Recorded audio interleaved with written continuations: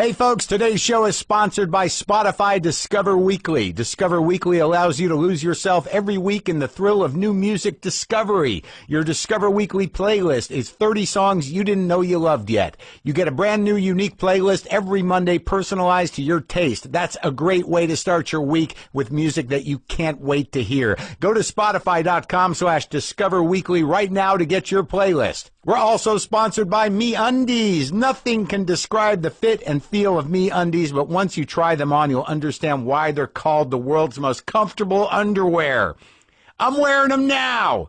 And if you don't love your first pair of MeUndies, they're free, no questions asked. Shipping is free in the U.S. and Canada, and you can save up to $8 a pair with the MeUndies subscription plan. Get the subscription or single pair and take 20% off your first order when you go to MeUndies.com/WTF. That's MeUndies.com/WTF for 20% off your first order. Okay? Underpants for the people. That's not their slogan. I just made it up. All right, let's do the show. Lock the gate!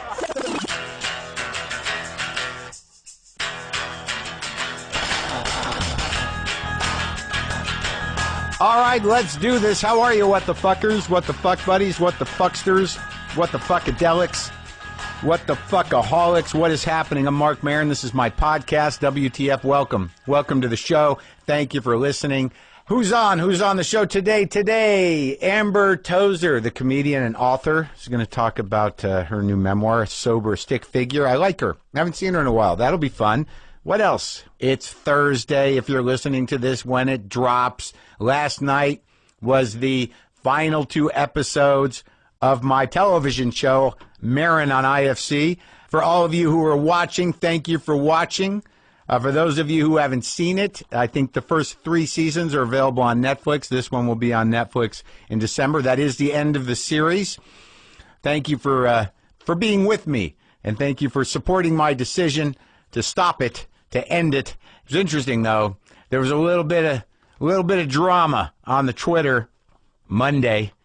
I thought everything was great. I was feeling a little postpartum depression, a little sadness from knowing that I wouldn't be working with all those people that I've worked with, many of them for 4 years, and I was feeling a little sad, and some shit went down on Twitter that just drove me out of my fucking mind. Because it was just irresponsible garbage. Yeah, I mean, I want to talk about it, but let me just clear some stuff up first for, real information. Real information. This is true information. I'm going to be touring a bit. You guys know that. I'll be in Salt Lake City tonight, tomorrow, and Saturday at Wise Guys in Salt Lake City, there, downtown. I'll be at the Comedy Attic in Bloomington on the 28th, 29th, and 30th of July. And my stand-up live show in Phoenix has been moved to one night. I knew this would happen. I'm not upset about it. I don't see it as some sort of bad indication. I've never had much of a draw in Phoenix, and it's fine. So we're moving all of those shows to the Saturday. So there's going to be 2 shows on the Saturday at Stand Up Live in Phoenix, and that would be the 20th of August. So if you have tickets for the Thursday or the Friday, I hope you can move them to Saturday. I'm sorry for the inconvenience. I'm sorry if this means you can't see the show, but that place is fucking huge, and this is just the way it has to be. It's fine with me. I'm not hurt. I'm not offended. There will be more dates forthcoming. I'm going to be in Albuquerque, my hometown, on the 3rd for the benefit for the Endorphin Power Company. I'll be in Rochester at the Comedy Club on the 9th and 10th of September. So that's that information. What other information do you need? I got some interesting feedback from Spokane people. Some people were very excited that I said such nice things about their hometown or the town that they live in. One person. There's just 2 sides to everything. You know what I mean? There's 2 sides to loving something, it seems, for me, or to having a good time at a place. You know what I mean? Do you?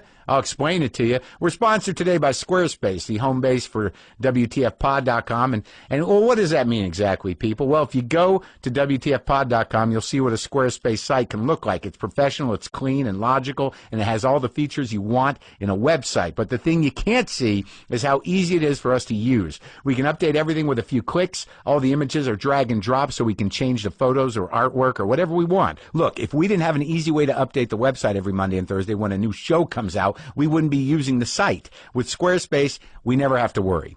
And you can do all the stuff for your site too, whether it's a landing page, a beautiful gallery, a professional blog, or an online store. You can do it all with Squarespace. If you already have a domain, Squarespace makes it easy adding it to your site. And if you sign up for a year, you'll receive a custom domain for free for that entire year. Start your free trial today at squarespace.com and enter offer code WTF to get 10% off your first purchase. Squarespace, set your website apart. The reason I got upset is that, look, it's a hard decision to make to stop something that is going fine, that is going well, that is going great, when you probably have the opportunity to continue, even though you know that that's not going to be as great necessarily, or that something's done. It's a hard decision to make. I stopped doing my show because it was done. Then some person, I'm not going to be hostile because this is just an indicator of a bigger issue. Some reporter, I guess, just tweeted out, and this was from a reputable source that's supposed to be the industry paper. The industry paper, my industry, show business. Yeah, there's only a couple of trades. And it's like you would think, but this is the time we live in, that a trade magazine, which is specific to a trade and not necessarily trying to start shit, though everything seems to be owned by large tech companies, content mills, that just are, they're almost like semi-intelligent sweatshops for, young people. They can just kind of plink away at the keys and generate 10 or 15 half stories a day based on no facts or nothing, speculation or secondary stories from other content mills that are gossip related or not sourced as well. But you would expect more from an industry trade. A little fucking research that was one click away for a story in Business Insider that did a good job with it.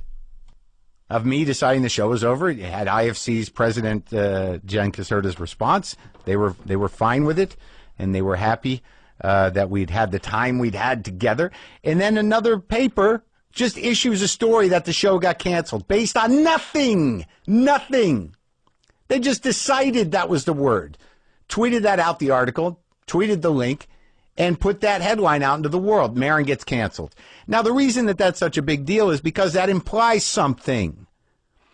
And I know this isn't in the big world of things, the most important thing in the world, and that obviously there's bigger problems in the world. It's my life, and it was, misreported.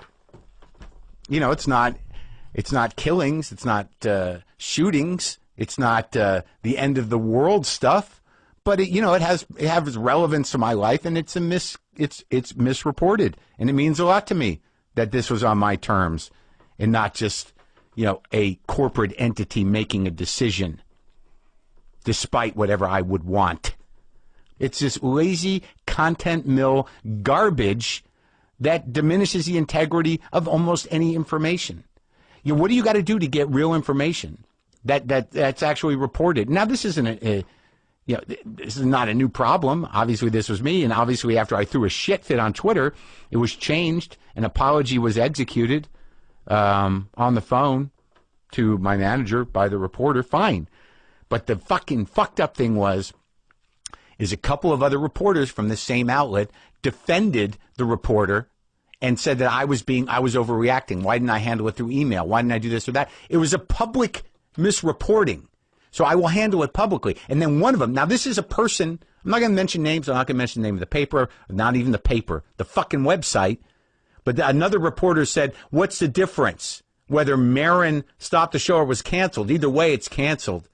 If they don't know that nuance and they don't know what it implies, and they're working for an industry trade paper where that has a very specific meaning, and also publicly saying that in a public forum, how the fuck does that person have a job if he honestly doesn't know the difference? Anyway, it's the end of information as we know it. You know, you better hope you got your feet on the ground, your head in the game, and know who you are and what your life looks like in your immediate surroundings and where you stand with shit, because the truth is always shifting. Here's your garbage/content. I hope you just react to the headline and react to the bullshit. Come on over. Click on the portal. There you go. There's your garbage/content. Oh, did you catch this over here? That's some paid presence trying to deliver some goods into your fucking desire system so you go out and do a little business. And just by virtue of you looking at the garbage, you know, we kind of squeeze that other shit into your fucking sad, vulnerable brain. And we've done our job. You are a click that we can report, and perhaps we can coattail some more crap into your life through the content garbage that you are interested in or respond to. Okay. All right. I'm about over it. Common complaint, but yeah, good luck finding the truth out there. They just want to keep you in a frenetic state of anxiety, fear, desperation, and need for something salacious or yummy. Just stay online, man. Just stay online, right? We're sponsored today by the new HBO comedy series Vice Principals. I'm excited about this. I love Danny McBride and Jody Hill. They created Eastbound and Down. This series premieres Sunday, July 17th at 10:30. Vice Principals tells the story of North Jackson High School and the two people who almost run it. Danny McBride and Walton Coggins. Oh, he's that guy from Hateful Eight that's so good. Star as the school administrators in an epic power struggle vying for the top spot to be the school principal. Danny McBride is great, as I said. I love that guy. I loved Eastbound and Down. I loved having him here in the garage. You can get, you can pick, listen to that in the archives. Rolling Stone has already declared Vice Principals as summer's best new comedy, and Entertainment Weekly says watching this comedy is homework you'll actually look forward to. So make sure to tune in Sunday nights at 10:30, only on HBO. All right? So back to Spokane. As I said, I can't say enough about it, I guess. But no, I don't. There's a couple of things that happened. Okay, here. I got two emails after I said such nice things about Spokane. I got this email. Subject line, thanks for nothing. Quote, he's quoting me, I don't want to let the cat out of the bag, but if you're looking to get out of wherever the fuck you are, I'm thinking of Spokane, unquote. He said, that's me. And he didn't put the word fuck. He put F ****. And this is the bulk of the email. Great, buddy. 25,000 plus people moved to Spokane in 2015 in a relatively small urban area. Proportionally, that's a lot. It's changing fast, and the usual metrics of quality of life, lack of congestion, affordability are disappearing fast because of what you described. People are on the move to a place that simply must be better than where they currently reside. It kind of sucks because, when everywhere else was so happening and no one in their right mind would move here, many of us more gritty types carved out lives for ourselves. Now that Spokane is establishing better restaurants, more shopping, more of the more that urbanites need to be content, well then the friction and hurdles to the notion of living here are removed. Here's hoping we get buried under 7 feet of snow like we did in 08 and 09. And I wrote back, sorry I liked your city, John. Now this email I enjoyed. And I understand what he's saying. But, big country. Big country. Subject line, the Seagulls from Dick's. Hey, Mark, I listen to your podcast all the time and love the honesty and emotion you bring out in people and the vulnerability you're willing to show yourself. So thanks for that. I'm originally from the Spokane area, Coeur d'Alene. It's in Idaho, I believe, right? But live in Germany now. Listening to you talk about Dick's brought back nice memories from home and really made my day. Growing up, I actually believed that all seagulls came from Dick's. On my first trip to the Oregon coast, I saw all the seagulls on the beach and exclaimed, look, it's the seagulls from Dick's. I honestly thought that the seagulls had just migrated over. Anyway, thanks for the little reminder of home. Best, Ashley. That's a funny one. I didn't tell you about the casual racism I encountered in Spokane. It's hard hard to know what to do in those moments. You know, you want to say something, but then you're like, oh, they're old. It's usually old people, older people. Well, all right. Well, what happened was, apparently there's a small community of retired men who drive for the hotel. They like to drive. Maybe they need a few bucks. Maybe they just want to get out and do something and talk to people. I'm fine with that. It's a nice way to talk to strangers if the stranger is willing to talk to you, and it gives you something to do. One of the dudes who was driving me one day, I told him I'd gone to White's to get boots, and that I liked that they were made here and made in America. So then he started, he did that line like, yeah, a lot of stuff used to be made here back in the day.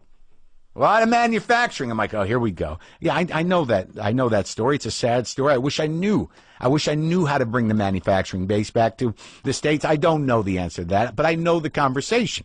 And I just started talking about how, now people have been taught that, everything's disposable.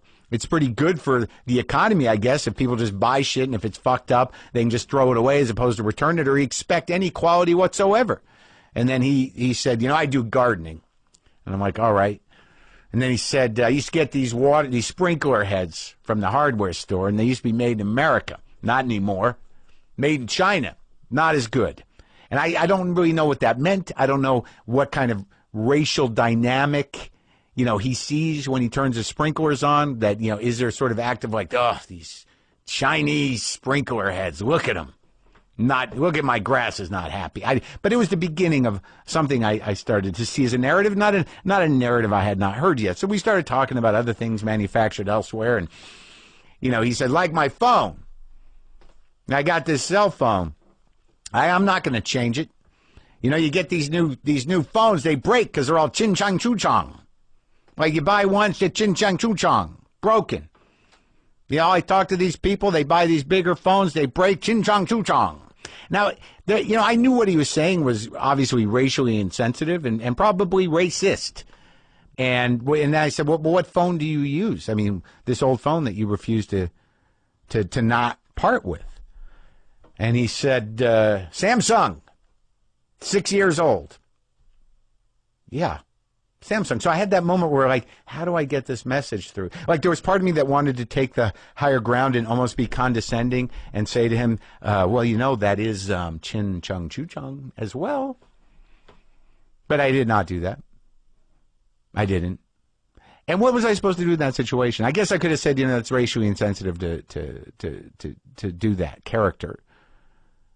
I could have said, you know what? It's not right to say that. Why don't you say it one more time and call it the last time? And you say it with me, say it with passion, and then we move on past it, and you don't say that anymore because it's a little racist. That would not have worked. What was he going to do? Just go chin chong choo chong? Oh, you're right. Thank you for educating me and making me a better person. I didn't say that either. I just switch topics. And I'm ashamed of that. I should have said something. I apologize. But right now, let's talk to Amber Tozer, who I like, who I haven't seen in a while, and I'd forgotten something about our history that was sort of interesting. She has a new book out called Sober Stick Figure, a memoir. It's now available wherever you get books. This is me and Amber Tozer.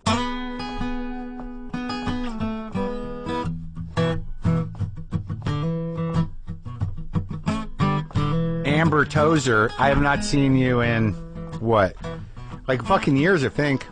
Probably. No, like years. 8 years, 7 years. What the fuck is that about? Why have I not seen you? Where did I even, like, what? Is there a problem between me and you? You tell me. I don't think so. No. I mean, no, I don't think there is. I'm trying to remember where I met you. I think for some reason Jeff Singer's involved. Is that possible? We met years ago in New York, right. But we didn't really know each other. I used to hang out at Luna Lounge before right. I started doing comedy. I was right. there every single Monday. Just hanging around? Yeah, just getting drunk and just watching comedy. But did you lived in New York City? Yeah. And you'd moved there to do what? Well, I think I moved there to be a comedic actress, but I didn't want to admit it. Right. So, but I started working in .coms because it was 1999 and there were tons of jobs. So I got all these office jobs, these PR and marketing gigs. So I just sort of got sucked into day jobs. And then I started going to comedy shows and I became obsessed with stand-up. Yeah, because I remember you being around. Yeah. And you were just like, you're like, I work in PR at soandso.com. And I'm just hanging around being drunk. Is that you? Yeah, that was me. No, and I remember seeing you at Luna Lounge, and there was this one night where you had a really good set, but I don't think I watched it. I was at the bar getting drunk. It wasn't like I was in there watching you, but you know how they had TVs by the bar, and you destroyed, and people were and you came out of the performance space back to where the bar was. And you grabbed my face and you kissed my forehead. You were so happy that you just had a great time on stage, and you grabbed my face and you just kissed my forehead, sort of like a friendly dad. Did I know you? No. Oh, you were a stranger. I just was right there when you walked out of the room, and you were just like, you were so happy. Wow. Did you do You weren't doing comedy then yet? No. Like, I meet a lot of people over a lot of years in a lot of different places. We hung out when I moved to LA. When I first got sober, I reached out to you. Oh, yeah. And I was helpful, right? Sort of. Oh, come on. What do you mean? What did I say? We made out in your car. Oh. Do you not remember? And I was driving over here, and I was like, I don't know if I'm going to talk about it, but you're all about honesty, so I'm going to. So. I do. I remember. We went to a couple meetings, and you were very helpful. But I don't know if you were just going through your divorce, right, or separated. But you were pretty out there. You were pretty wrecked. I was like, oh, I'm not getting involved. No way. Not with that mess. But then you kept. Then it was cool. We were like, all right. I was like, we got Pinkberry. We went to a meeting. We got Pinkberry, and then we were talking in your car, and you're like, oh, you just said you were being really nice to me, and then we kissed, and I was like, I didn't think it wasn't. I was just like, I don't know if this is a good idea. And you were newly sober? Yeah. What a monster I was. Yeah. What a predator. What a fucking horrible man. Didn't even wrestle with himself. I must have had some inner conflict about it. Making out with a newcomer. Ugh. I must have been really in a bad place. You were in a horrible place. Thank God. But then we were cool, and then you kept texting me saying that you wanted me to come over because you were... What? Because why? Go ahead. Because you made a pie. I did. I probably made a pie, blueberry pie. I've made some pies. And then I remember this period. Really? Do you remember us making out in the car? I do now. Did you remember before I got here? No, you had to refresh my memory. Oh, okay. I know. I was like, I bet you he doesn't even remember, but I remember you were being really cute and you were funny, and that was not the first time I met you, right? We had known each other for a while. For a while, and you were sober, and you were like being all cute and excited. But I'm sorry that I took advantage of that, and I'm glad we didn't fuck or anything. Yeah, I'm glad that like at least did I stop the making out? Please tell me I was like, we shouldn't do this. Yes, Mark, you did. You said you stopped. You know. No, what happened? No, Nothing. we just kissed. And it was like, oh, so it wasn't a massive makeout. No, it was really, it was a short kiss. We tried kissing, it didn't work out, and we just moved on. Yeah. All right, that's different. Not a great idea for either of us, and we moved past it. Yeah. And then I tried to lure you to my house for pie. I made pie a lot. I like cooking. It makes me feel better. It's probably a blueberry pie or maybe an apple. Probably blueberry. I feel like there was a couple different nights that you texted and different things were on the menu. Every time you texted me. God forbid at that point I asked a woman on a date. Yeah, that was 2007, 2008, Mark. Pie was nice, so I thought that was a killer. No, I know. Did you think it was weird at the time, or were you just sort of like, I didn't think it was weird. But I'm surprised that I didn't. Maybe if you would have, because I did go through sort of a acting out sexually phase. Missed it, huh? You missed it. I must have just been right after that. Right after. I tried to. Or maybe right before. Maybe you planted some seed, being like, maybe. How long did that go on for? Not long. Because I can't. What kind of numbers are we talking? Not a lot. I can't. I tried it. Maybe 3. Ooh, wow, you're on a tear. I'm sort of a prude, thank God. Yeah? Well, I can't have sex with somebody that I don't, like, that I can't talk to. Right. You know? Right. It's ugh. Yeah? I can't do it. Uh-huh. I understand. Yeah. I mean, but you're sexually attracted to them. Yeah. Right. Once it's on, but it takes a bit. So I have your book here, now that we've reestablished my horrible behavior with you. Glad that's out of the way. Well, sounds like it was just a kiss and a couple of pie pitches. Maybe a pie pitch and some other thing, some other easily eating, not too complicated, not even a dinner. I just have dessert ready. Yeah, it was all dessert. Come on. I was like, come on, make some chicken parmesan or something. Yeah. Oh, really? Is that the thing? That would have done it? I don't think I've ever made chicken parmesan. I love chicken parmesan. You do? Yeah. But that's a lot of fried and then cheese and then sauce. Well, you got to work for it. I could make bucatini alla matriciana, which is better. What is that? That's like a pasta with a spicy red sauce and with almost like a bacon in it. Maybe. Well, I'm not offering now. I'm just saying that would have been. Text me later. Now you're gonna get me in trouble. But I am making a pie. I got a pie. Got a pie in the oven right now. But Sober Stick Figure is the book I was sent, and it's in hardback. And it's right in front of me. Yeah. It's a memoir. Yeah. It's about your fucked up drunk life. Yeah. Yeah. How long have you been sober now? 8 years. And how's it going? It's going great. Yeah? But it hasn't always been great. Right. Yeah. Well, the first 5 are rough, man. It is rough. But it's, I don't know, I think I get enough good stuff out of it, even when it's bad, that I keep going. And I'm sort of curious what's going to happen when I stay sober. Well, yeah, but eventually it just becomes like, I'm not going to fucking lose that count. I mean, a pride thing. Yeah, that kept me sober for years. When I'd see people drink, I'd be like, nope, not giving up the day count, man. Can't do it. I'm in. How many years do you have now? 16.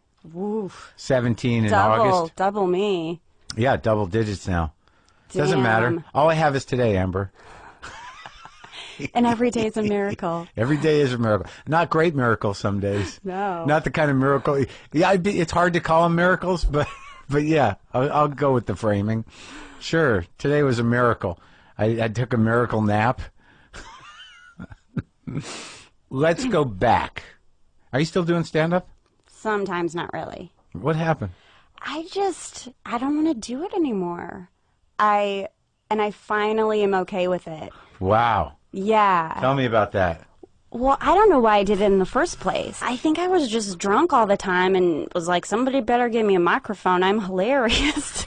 And then when I got sober, yeah, I couldn't believe that I had been doing stand-up for so long. It was one of the things, like, why am I doing this? But I felt like I should keep doing it because I was okay stay sober. at it. It's a pride thing. Yeah, and I was like, I can't quit just because I'm sober now. I got to be able to, You got in it. You were doing okay because I remember you were, working. You were doing mics and stuff. Did you do any TV? I did Last Comic Standing. Oh, really? How far did you make it? I made it past the first round. I think it was 2007, but it aired in 2008, and it was a horrifying experience. Why? I hated it. Oh, you weren't barely sober. No, I wasn't yet. Oh, so you were hitting your bottom? I was drinking. I was drunk on TV, but I was so functional. Like, I could drink 4 or 5 drinks and just talk normal because just have enough confidence to talk like a normal person. So I was pretty buzzed on TV, but I just was so nervous, and that whole setup where you have like 3 minutes and it went okay. Yeah. But I think the only reason why they had me on the show is because I knew one of the executive producers, and at the time I was selling mattresses on Craigslist for a job, and they thought it was hilarious. So the cameras came to my house, and they filmed me delivering a mattress like I used to. I used to strap them on top of my car and drive them around. You sold mattresses on Craigslist? Yeah, it was like my last 2 years of drinking. I started this sort of shady mattress business. Well, out of all the things in the world that you could do in a shady way, why pick the most cumbersome, difficult fucking racket? Because it all started out of a resentment. I was working part-time at this thrift store, and the owner was this insane guy, and he taught me the whole mattress business. Basically, you buy from a wholesaler, post an ad on Craigslist, jack up the price, and if you deliver, there's no overhead. So I learned this whole business from him. I quit. He starts stalking me and is saying, "Are you selling mattresses on Craigslist? Are you selling my idea?" I was like, "No, Martin, I'm done with the mattresses." But was he selling mattresses? Yeah, it was his idea. He taught me everything. Right. So he taught me the whole world of Craigslist mattress selling. So when I quit, he thought that I was doing it behind his back, and he kept calling me and threatening me, and I wasn't. I was done. I was like, "I'm done with the mattresses, Martin." But he refused. He just kept bothering me. I was How like, many mattresses did you sell? well, after I was like, "I'm going to do this because he thinks I'm doing it." Fuck you, Martin. I am going to sell mattresses. So for the next 2 years, I sold and delivered 600 mattresses with my lesbian neighbor.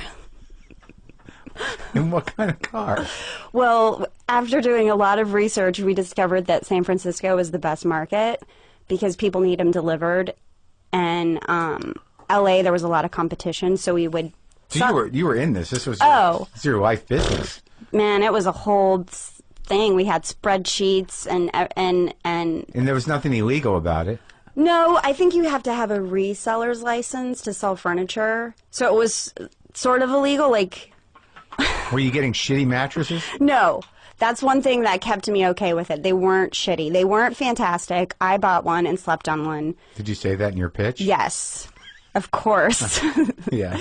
And but we would sell over the phone, and we'd close a deal over the phone and be like, "We'll just take it to your house. We don't have a store." Yeah. The reason why these are so cheap is because we had this whole thing. I said, we'll bring it to your apartment. If you don't like it, you don't have to buy it. The reason it's so cheap is we don't have a store? Yeah, we don't have overhead. Yeah. So we'll just bring it to your house. And these were sealed and clean? Yeah. Yeah. They were good. Where'd you pick them up? How'd you get... Frank Jr., some guy named Frank Jr.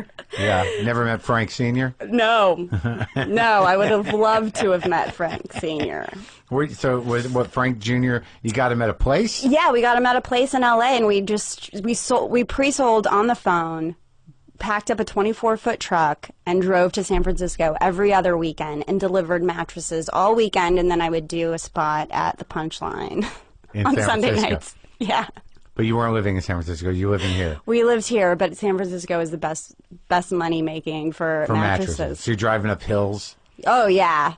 In a just... 24-foot budget truck. It was insane. Did you make a lot of money? Yeah, it was good. It was good money. We would probably make $1,200 each, $1,200 to $1,500 each in 3 days. It's all right. Yeah. It's a lot of work. It's a lot of work. For 12. And then we would do it twice a month. But I was young. To me, that was good money. I was like young and drunk, being like $1,200 cash. Yeah, all we got to do is get these mattresses, 20 mattresses, take orders, put them in a truck, I know. and drive 5 hours up to 5 and drop them off at places in a hilly residential area. This is perfect. That's why I got sober. Oh, the mattress racket. Oh, of all things. You were just like, you locked in. You were like, I'm going to do this and I'm going to do it great. It was so hilarious at first. I was like, I cannot believe we figured this out and it's working. But then after about a year, it was depressing. It was so depressing. It was my last year of drinking too. And I was like, we have to do this. And But it's just so funny. That's the racket you think you're winning with. I know. We've really got this figured out. We just got to go down to Frank Jr.'s with the truck. It's so crazy. Most people are like, I don't have to do anything. I just order this batch of socks and I mark them up. And I did. It's like to think that you had it made. I know. With all of that fucking work is hilarious. Oh, we've really nailed it. So easy. We just. But I think It was so hilarious to me. Yeah. Like, I knew how ridiculous it was. Right. The stories kept me going, though, because, and my friend Leslie, who I delivered these mattresses with, she's in the book a lot. It was really fun. It was a fun adventure. And were you doing material about mattresses? Yeah, I was telling stories about it, but I was really disorganized and sort of half-assing comedy. And really exhausted from delivering mattresses, so I couldn't really focus on comedy. So this producer that you knew at Last Comic Standing thought it was funny that you were selling mattresses out of your house. You're like, this is a great hook. This is a unique character for our stand-up personalities. Yeah. She's like on the phone selling what all sizes or? Yes, all sizes, double pillow tops. Full size, queen size, king size. Queen double pillow tops were a bestseller. Sure, that's the right size without you needing another room or having, right. Yeah. Yeah, You didn't have no California Kings or nothing? We did. No. We did. And you guys were moving California Kings? in San Francisco, so 6-story apartments. Just the two of you? Yeah, just the two of us. And sometimes guys were very nice and helpful, and other times they had to just watch us to see if we could do it. Good guys, those guys. They're as good as I was making out with a newly sober person. Let's just see if these poor girls can get a double super king up the bed. California King. Those things are huge. So okay. So you're doing that, and Last Comic Standing, you didn't win, you didn't lose too quickly, you didn't like it, and you got sober after it. Yeah. What about this decision though? Because you did comedy for like how long? A long time. I think I started in 2001, and I mean, I did a show 6 months ago. So you're still kind of in. Still, sort of. After I got the book deal, I was like, I'm just going to write this book. Right. And it was nice to take a break and to be okay with it. I think the struggle is like being okay with it, you know? Just absolutely. Admitting it's sort of like a long breakup. Right. And I love stand-up, but I pay attention to my friends who have been doing it for a long time, and they still get it. They still want to get up, and they're doing it, and I don't have that type of drive. And I'm like, am I lazy for stand-up? Maybe go back to the mattresses. Yeah, something. But I really enjoy writing, and I like the solitude of it. Yeah? Yeah. So it's good to have that clarity. Yeah. And I'm sort of scattered, so if I'm doing too much at once, I half-ass everything. Yeah. So I want to be able to just... Yeah, and also if you want to do readings or work stories, you know, as a writer, you know, Sedaris always, he writes on stage. Yeah. Like he'll write a piece, and then he'll go do it on stage and mark where the laughs are. Yeah. Yeah. That could be fun. Sure. It's a pretty effective way to write, to get that kind of laugh, to know that you can make a room full of people laugh with a thing from your story. That's beautiful. Smart. It always struck me as smart that he did that way. So, where'd you grow up? Pueblo, Colorado. Oh, that's right. Pueblo. I kind of half know it, because I grew up in New Mexico. Oh, right. So I remember going through Pueblo to go somewhere. Probably Denver. Is it? Because would I have to go there to get to any of the ski areas if I was coming up? Yeah, I-25? Yeah. Well, that was the only way out of New Mexico up to Colorado was 25. I-25. Yeah. Were you Albuquerque? Yeah. Yeah. Yeah, it all feels familiar to me. Colorado feels familiar to me. But like when I go there, I don't know it that well. I went to Boulder and I was like, wow, I don't know anything about this. But I knew like southern Colorado, kind of, because we go up there. Yeah, I lived in Durango my freshman year of college. I went to school there at Fort Lewis, yeah. At Fort Lewis? Uh-huh. That one school? That little one school? school, yeah. I played basketball there.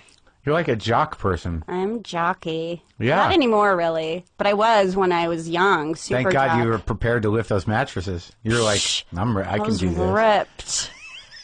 I got so in shape. Like are these lats right here? Yeah. Yeah, my lats. Yeah? Yes. Popped out? Like a fish. And what was your relationship with what's her name, Leslie? She was my best friend. Growing up or just here? Just here. Yeah. I moved into an apartment complex. Actually, I moved back there. I still live there. On Fountain Avenue, and she was my downstairs neighbor. And super fun. We're still friends. Lesbian. We made out once when I got drunk. Sounds like you do that with a lot of people. Just make out. Just kissed her, huh? Yeah, we just kissed. Yeah. Yes. Uh-huh. Why do you got to qualify when you were drunk? You made out with your neighbor. Made out with my lesbian neighbor. And didn't stick?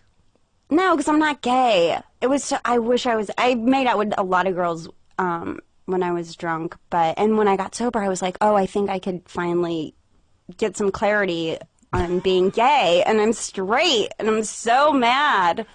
So mad So about mad it. that you were straight? Yes. But like when you were drunk, you were like, I'm going to try again. With girls? Yeah. Yeah. You wanted it to happen? You were like, I was please, like, yes. let me just be a lesbian. Yes. So, what did it take? So are you done with that? With girls? Yeah. Yeah, I mean, I get girl crushes, but I'm just physically attracted to guys. Yeah. Yeah. It's more of like an emotional communication type with girls where I'm like, oh my God, I love them, but I don't want to kiss them. Right. Oh, well. Yeah. So, well, it's too bad you're not drinking for those I girls. know. So Pueblo, Colorado is like very small town, kind of, right? It's like Albuquerque. It feels small. There's 100,000 people there, maybe. That's small. 120. Small yeah. city. Yeah. And you had, what, do you have a sister? I have 2 younger sisters and an older brother and an older half-brother. Really? Uh-huh. 4 of you. And then 2 ex-stepbrothers from my mom's second marriage. The firemen? Yeah. I had to remember. Yeah. Yeah. So when did this, because your memoir is kind of funny because you're viewing it all through an alcoholic point of view. Like it's really, that's where you sort of start. When did that start? That, not the drinking, but the alcoholic behavior, right? Kinda? Yeah, I feel like I was uncomfortable when I was super young, but during high school, I was confident and happy. There was this magical 4-year period in high school. Yeah. I don't know where it came from, but I went, or maybe even starting in the 8th grade, I was happy. I think because I was really busy and I was good at things. Yeah. Just popular, but I tried really hard. I was like a validation junkie. Yeah. So I was getting all of that. What good at what? Like sports and Just shit? sports and good grades, but I worked really hard. It wasn't like I was a natural at anything. And your parents were together or they weren't together? My biological father and my mom divorced when I was 9, and then my stepdad and my mom got married, I think, when I was 11, just a couple years later. And your biological dad, what was he like? He was not okay. He was a manic depressive alcoholic. Manic depressive Yeah. and alcoholic. Yeah, he never came out of his bedroom. Is that true? I have my father would do that occasionally. Yeah, just isolate. Yeah, the bedroom thing. Yeah, ugh, for years. Really? Yeah, that's all I remember. I think, and yeah, from the age of 3 to when I could remember till I was 9, in his bedroom. Really? The whole time? Uh-huh. And they owned a business, right? Yeah, my mom ran it. It was, what was it? Dewdrop Inn. She still has it. It's a restaurant. And a bar, right? Yeah. Yeah, well, it started off as a bar, but my mom started experimenting with pizza recipes, and then it became super famous. Well, in Pueblo. Super famous. Everyone knows about it. Yeah. I hear people talk about it out here. Yeah. In New York at pizza places, they're like, this is okay, but if you've ever been to Pueblo... Dewdrop Inn. What was it, thin crust? Thick crust? Thick, sweet crust. Oh, yeah? Yeah. And she invented it? She invented it. She said she got the recipe from God because she went to church. We were Catholic, and for communion, instead of having the flat wafers, there was sweet bread. So she had the sweet bread, and she was probably 19, 20 at the time, and she was like, ooh, this would be good with marinara sauce. And she went home and experimented in the kitchen and came up with the pizza dough. At 19, she already had you? No, she was married, and they had I think they bought the bar. She had my brother when she was 20, and then me when she was 23, I believe. Wow. Yeah. So you're growing up in like this relatively sad household till 9 years old. Mm-hmm. And what happened? Did your dad just sweep his way out of the house, or My mom finally left. Thank God. just left? Well, yeah. Left him sweeping? Just divorced him, yeah. And he didn't want the dewdrop. He said, he wanted the house, and he wanted her to pay for the dewdrop. So she worked at a gas station and saved up money to buy the dewdrop. To buy her half, his half. Mm-hmm. Because they would have split it, right? It would have been a split, right? Yeah. Huh. So did your dad? So she just left, and he was in his room. Yeah, and he was in his room. Is he alive still? No, he passed away years ago. We think it's an overdose. Oh, really? Yeah. Well, yeah. Did you stay in touch with him? Well, when they got a divorce, it was like every other weekend, and I hated it. And then my mom stopped making me go over there, just because he was negative. He wasn't like physically abusive. He was just sad. And then I think when my mom left, he got really scared and started to be nice to us. I think he felt like, holy shit, I'm going to be alone. So he tried, but it was too late. And I was a teenager, and I was like full of hatred. So I would see him then it started to be just the holidays or his birthday, blah, blah, blah. And then when I moved to New York, I would come back and see him once or twice a year during the holidays. Did he ever remarry or anything? No. He had a girlfriend for a little while. He's just sad, man. Oh, man. Unmedicated? Never got the medicine for the bipolar? I don't think so. No. He was just... And I didn't understand anything. You know, when I moved to New York when I was 21, just about to turn 22, I had just started drinking a lot. So I just was like, and I had no idea about the disease, or I just hated him. About manic depression? Yeah. I knew nothing. Oh. Did you ever get any resolution around that shit? Yes. How'd you do that? Well, it's in my book, Mark. No. No, I just did a lot of work, and then just being in recovery and understanding. Did you make an amends with him? Face to face, or he was? No, he was already. I was drinking a lot when he died. Oh. Because how many years ago has it been? It was probably 11 years ago. Mm-hmm. So I was still drinking. Maybe 12 years ago. God, I don't even know. But so I was still drinking a lot. Right. So you let yourself off the hook through the amends process in a way? Yeah. Yeah. Yeah. Yeah. That's what it's for. Yeah. You so know? I'm okay now. And and it was so funny because I didn't live day to day like hating my dad, because he wasn't a part of my life. So when I was in high school or, you know, having fun in New York, I wasn't like, my dad's a bad person. He wasn't even on my mind. Right. But the last year of my drinking, I was like crying about him. Huh. It was bizarre. Like all this stuff came up about him, which I was like, why am I thinking about him all of a sudden? Did you figure it out? Well, I think I had a moment of clarity when I quit drinking, and my dad was like the first thing I thought of, being like, I'm not going to go out like that. So, right. So I don't know if it was just like coming to the surface for a reason, because that moment of clarity, I was like, oh, I'm going to be like my dad, and I don't want to be. So he was a drunk? Yeah. Okay. Yeah, he was a drunk. Oh, sorry. Yeah, Well, no, I know you said he was manic depressive and he drank, but I didn't know what that looked like. So you'd go over to his house after they divorced, and he'd be loopy? No, he would drink like O'Doul's and stuff when we were over there, and I was like, oh, that's weird. But one time I went over there and I didn't tell him. I surprised him, and he was hammered. Yeah. So I was like, are you drunk? Because he would hide it from us because his dad was an alcoholic, so he had so much shame around it. Right. So he hid it really well. But the one time I showed up without telling him, wasted. Wow. And then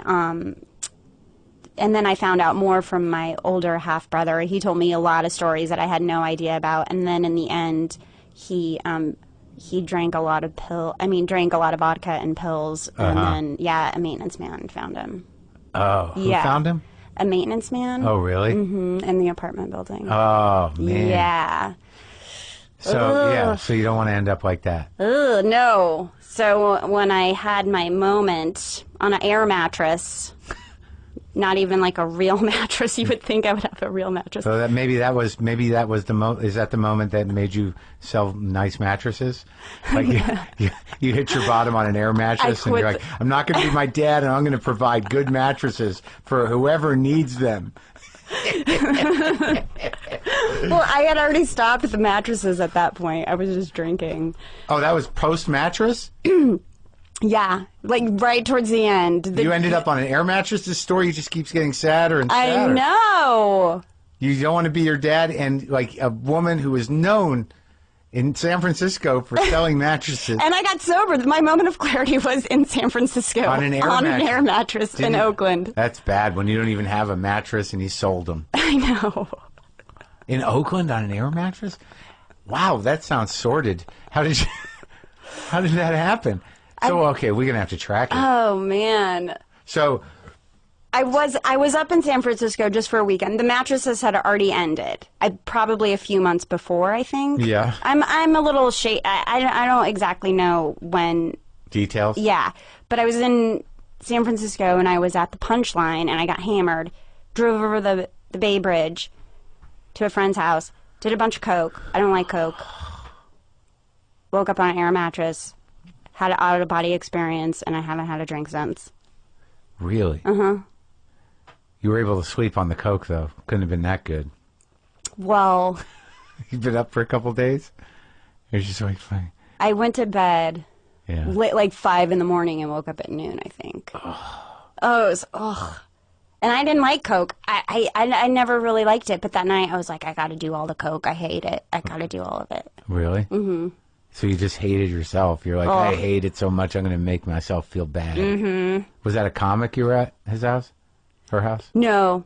I was at Leslie's, a friend of Leslie's. Oh. Just doing coke and drinking. Just doing coke and drinking. With the lesbians. And talking. We were really figuring stuff out. Of course you were. We were figuring it all out. Yeah, you probably had it all figured out by the time you went to bed. So what do you mean an out-of-body experience? I just felt... it was probably the coke. I say, I don't know if it was a spiritual experience or the coke. It was right when I woke up. I opened my eyes, I was flat on my back, and I just was like, I just knew I was done. I knew I was done. Wow. And I thought about my dad, and I thought about, and I knew that I needed to ask for help. You did? Mm-hmm. How'd you know that? Well, because I had tried to get sober many times before. Oh. By myself, in secret, sort of just staying dry, really white-knuckling it. And so I tried many, many times on my own. So that time, I knew I would have to do something different, which is ask for help. And you did? Uh-huh. You knew a sober person? Mm-hmm. Yeah? I emailed them, yeah. Oh, really? Mm-hmm. And it worked out? Mm-hmm. Did they sponsor you? No. They emailed me back right away. It was my friend Tom, and he gave me, a woman called me right away, his friend, this woman who runs a sober living. Tom, a comic? No, he was a producer. Yeah. Yeah. Wow. Mm-hmm. And that was it? And that was it. That's great.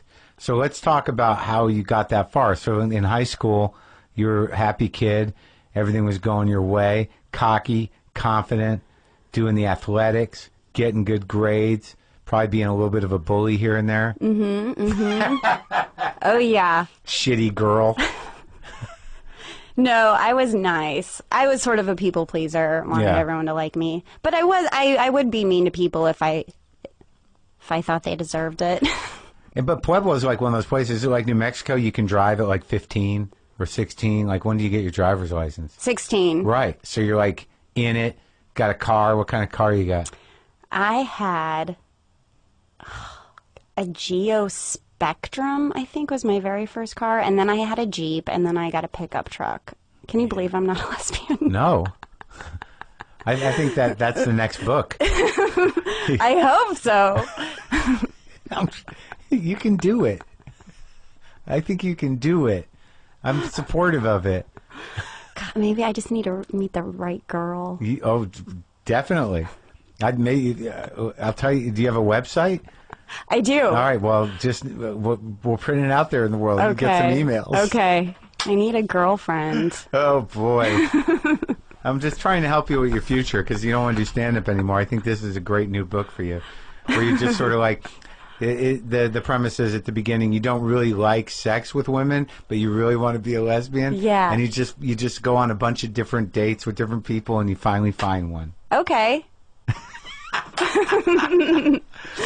But wait, tell me about the guy, because I like the story about the dewdrop too. So this was just a shitty bar that you used to go in when you were a kid? Mm-hmm. And you just see all those drunkies there? Uh-huh. And you liked them? I loved them. They were really nice to me. Smelled like cigarettes and stuff Yeah, in there? yeah. Like pool table, jukebox. Guys there every day? Yeah. Oh, those the regulars. They like would wait for your mom to open the place. Yeah, probably. Yeah. I don't remember that. But we would go before it was, I loved going before it was open because I would look in the booths for quarters and I'd look for money on the floor and help my mom vacuum. Uh-huh. It was fun. God, well, maybe you should take the restaurant over. Ugh, no way. That's so much work. I was a waitress there for 7 years. Oh, my God, in high school? Yeah. In the summers and weekends. And how big of a Sundays. place is it? Well, it was small, but my mom relocated. Now it's just 2 locations. Wow. Yeah, she's a badass. And she's doing all right for herself. Yeah. Well, that's a great story. Your dad just slept and drank himself into a stupor. Mm-hmm. Your mom goes and works at a gas station, gets enough money saved to buy him out, and turns the whole shit around. Yep. And then marries a fireman. Marries an alcoholic fireman. Well, you know, she had a style. She has a taste. Yeah, but he was a good guy, right? He was all right. He started off great. Yeah. But then he was nice to me because I was sporty and he was sort of a sports guy. Yeah. But drinking, my mom had to leave him. Again? Mm-hmm. Wow. Mm-hmm. Got ugly? It sort of did, but I was already out of the house when it really ended. I think for 2 years I was out of the house, and then they got a divorce. There wasn't a lot of yelling and screaming. No. No, not with my biological dad or my stepdad. My mom's not like, she just works. She works and she just like shuts down and then makes a decision. Did she come from alcoholics? Yeah. Yeah. So my grandfather died from it, so she was raised by alcoholics. I mean, it's everywhere. But see, so she went the other way. She was like the control freak person. Mm-hmm. As opposed to the drunk. Mm-hmm. Right. Yeah. I think that's the more proactive, healthier way to go. If you're going to be a kid of an alcoholic, try to be the one that wants to control everything. Yep. Because they do pretty well. They do. Until they just hit a wall where like, I can't work anymore, I hate everybody. And then it's all fucking over. I'm waiting for her to hit a wall. She's, in her 60s, working 7 days a week at the restaurant. Well, I'm sure it sounds like she's got, like, whether it's recovery or not, she's found balance in her life. And, if it's not killing her, then why not? Yeah, she likes to stay busy. And she's happy. Yeah. Yeah. No Al-Anoning? No. Just working. Just working. She's too busy. She doesn't have time. Too busy for that shit. Yeah, those people, I mean, they don't have to hit a wall, but eventually, some crisis of control happens. You know what I mean? Yeah. Where you're kind of like, I don't have control over this. She started taking breathing classes, and I think it helped. Yeah. Breathing classes. Breathing classes. Was she a breath holder? I don't know. I gotta ask her. I hold my breath. Me too. You do too? I'll find myself just not breathing. Yes. All the time. Me too. Or I'm a shallow breather. People have to tell me breathe when I'm working out or something. If I'm working with a trainer, she's like, breathe. I'm just holding my breath, lifting things. Do you take short breaths? I feel like my breath goes right here and then comes back out. Yeah, I don't know how. Whenever someone tells me how to breathe, I'm like, that seems like a lot of work. Like that, I have to be aware of it. Like breathing should be relatively passive. I don't want to be like, because then I hyperventilate. What? But they say when you focus on your breath, you can't. Your mind has to go there, so you can't. That's meditation, right? Yeah. Right. Yeah. So your mother's breathing and making pizzas, managing restaurants. She get married a third time? Yes. Oh my God. What kind of fuck up was that guy? They're still married. Oh, good. He's a farmer. Oh my God. And he only has 2 beers a day, and. But he's aware of that? Oh yeah. So he's a controlled drinking, controlled alcoholic. That's great. He's a workaholic. Oh, he's on the farm. He has 150 acres. Oh yeah. Oh yeah. In Pueblo. And that's a lot of land. Yeah, a lot of land. What's he leases it out, but right. he there's like pinto beans and corn but does he do like organic, sell it locally kind of thing, or is he No. Part of the big machine. I think he's part of the big machine. Well, that's good. It's not an easy racket. Yeah. This is his hobby. He's already retired. Farming 150 acres is his hobby? Yes. Yeah? Mm-hmm. Wow. He's a good guy. He's a little socially interesting. I don't know. He What? might have Asperger's. Oh, yeah? Yeah. Yeah. Well, But I would much rather have him have that than anything. how does that manifest itself?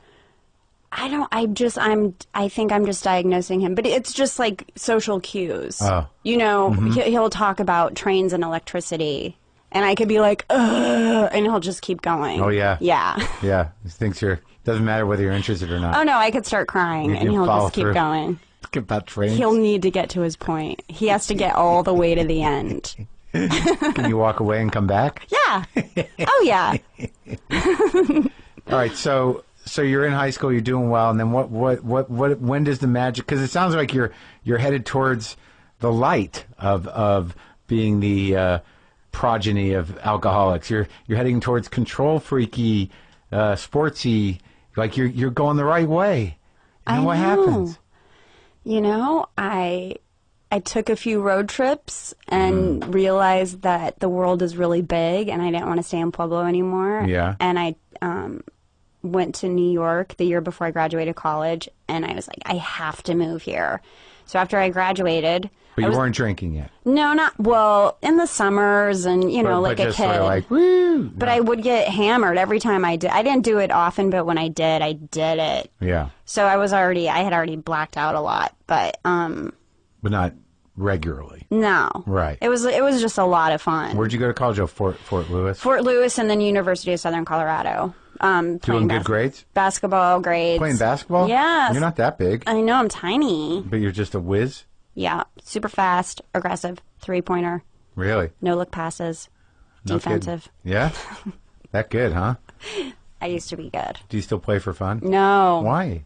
Because I don't know. I didn't like it in college. It really upset me. Were you on a scholarship? Uh-huh. And I sort of didn't want to do it anymore. I was Sounds like down after high comedy. school. This seems to be your what is it? Your pattern. To quit? Well, did you get pretty good at something and then just like, fuck it? I love quitting. Yeah? I think I like proving to myself that I could do things and being like, all right, good enough. Yeah. What's next? I have a little of that. But I've kept like guitar as a hobby. And your stand-up. Well, stand-up's like, that's my life. Like, but I think about quitting a long time. Like, I've thought about quitting, but there was never, like, I really get a lot out of it. And I'm pretty good at it. Yeah. And it's uniquely mine. For me, stand-up gave me the freedom to be exactly who I want to be, or at least to figure that out. Right. To try to figure it out. You know, to be true to myself somehow. Yeah. So that was always the mission. But it does become sort of like the problem I'm having right now is that, you know, I feel okay. I'm not in a rush.